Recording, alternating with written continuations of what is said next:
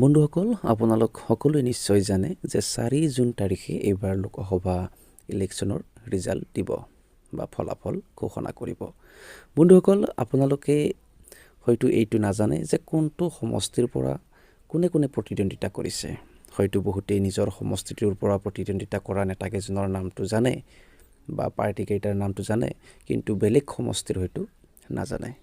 বন্ধুসকল আজিৰ এই ভিডিঅ'টিত মই আপোনালোকক জনাম যে আপোনালোকে কেনেকৈ জানিব যে আপোনাৰ সমষ্টিটোৰ পৰা কোনে কোনে প্ৰতিদ্বন্দ্বিতা কৰিছিল বা বেলেগ সমষ্টিৰ পৰা কোনে কোনে প্ৰতিদ্বন্দ্বিতা কৰিছে। বন্ধুসকল ইয়াৰ কাৰণে আপোনালোকে এটা ৱেবছাইটত যাব লাগিব। ৱেবছাইটটোৰ নাম হ'ল myneta.info। আপোনালোকে যেতিয়া গুগলত myneta.info বুলি সাৰ্চ কৰিব, তাৰ পিছত আপোনালোকে এইদৰে দেখা পাব। তাৰ পাছত কি কৰিব, আপোনালোকে ইয়াতে ক্লিক কৰি দিব। তাত ক্লিক কৰাৰ পাছত আপোনালোকে এইদৰে দেখিব। ইয়াত যে দেখিছে আপোনালোকে লোকসভা ইলেকশ্যন 2024 দেখুৱাইছে। তাৰ পাছত ইয়াৰ আগৰবিলাক আপোনালোকে চাব পাৰিব, 2014, 2019, 2009 আটাইবিলাক চাব পাৰিব। এতিয়া আপোনালোকে কি কৰিব, ইয়াত অল কেণ্ডিডেটত ক্লিক কৰি দিব। তাৰ পাছত আমাৰ নিজৰ ৰাজ্যখন সিলেক্ট কৰি ল'ব, অসম। ইয়াত সিলেক্ট কৰাৰ লগে লগে আমাৰ আটাইকেইটা সমষ্টিৰ নাম ইয়াত দেখুৱাব। দেখিছে, বৰপেটা, দৰং, ওদালগুৰি, ধুবুৰী, এইদৰে ইয়াত আটাইকেইটা সমষ্টিৰ নাম দেখিবলৈ পাব।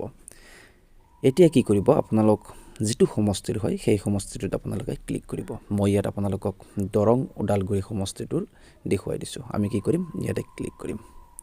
দেখিবলৈ পাইছে, তাত ক্লিক কৰাৰ লগে লগে এইদৰে লিষ্টখন আহি গৈছে। ইয়াতে আপোনালোকে আটাইকেইজন নেতাৰ নাম চাব পাৰিব, তেওঁলোকৰ ওপৰত কেইটা ক্ৰিমিনেল কেছ আছে সেইটোও জানিব পাৰিব, তেওঁলোকৰ টোটেল সম্পত্তিৰ কথা জানিব পাৰিব, তেওঁলোকৰ বয়স জানিব পাৰিব, তেওঁলোকৰ এডুকেশ্যন জানিব পাৰিব।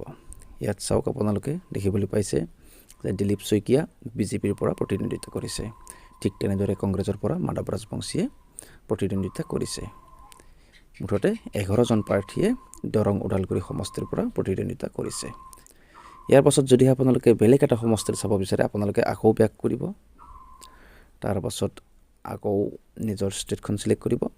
ধৰি লওক এইবাৰ আমি ধুবুৰীৰ সমষ্টিটোৰ পৰা কোনে কোনে প্ৰতিদ্বন্দ্বিতা কৰিছে সেইটো চাম। ইয়াত আপোনালোকে কি কৰিব, ধুবুৰীত ক্লিক কৰি দিয়ক। ধুবুৰীত ক্লিক কৰি দিয়াৰ পাছত আপোনালোকে এইদৰে দেখা পাব। ইয়াত চাওক, চুকুৰ আলী 10 নম্বৰত আছে। অসম জন মৰ্চাৰ পৰা তেওঁ প্ৰতিদ্বন্দ্বিতা কৰিছে। তেওঁৰ ওপৰত এটা ক্ৰিমিনেল কেছো আছে। তেওঁ 12 পাছ বুলি দেখুৱাইছে, 30 বছৰ তেওঁৰ বয়স দেখুৱাইছে। এইদৰে গোটেইখিনি কথা আপোনালোকে চাব পাৰিব। বন্ধুসকল এই ৱেবছাইটটোৰ পৰা আপোনালোকে অকল অসমৰে বুলি নহয়, আপোনালোকে ভাৰতৰ যিকোনো ৰাজ্যৰ লোকসভাৰ সমষ্টিবিলাকৰ নাম চাব পাৰিব, বা কোনখন ৰাজ্যত কিমানটা চিট আছে সেয়াও চাব পাৰিব, বা কোন ৰাজ্যৰ পৰা কোন সমষ্টিৰ পৰা কোনে প্ৰতিদ্বন্দ্বিতা কৰিছে, এই আটাইবিলাক আপোনালোকে